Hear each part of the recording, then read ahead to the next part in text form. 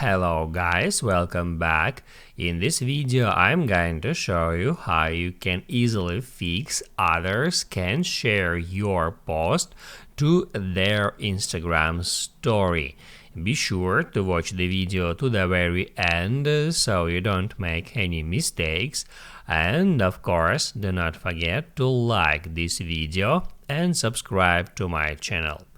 So let's begin, and first, once you open to your Instagram app, hit right here at your profile picture to open up your profile page, then tap at menu icon and select settings.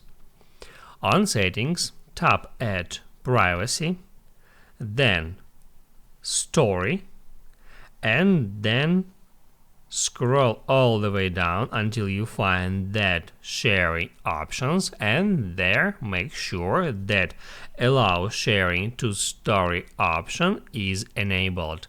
If this feature toggled off, just hit on that to toggle it on. Also, you can allow sharing your story to messages and to Facebook by toggling on that switchers.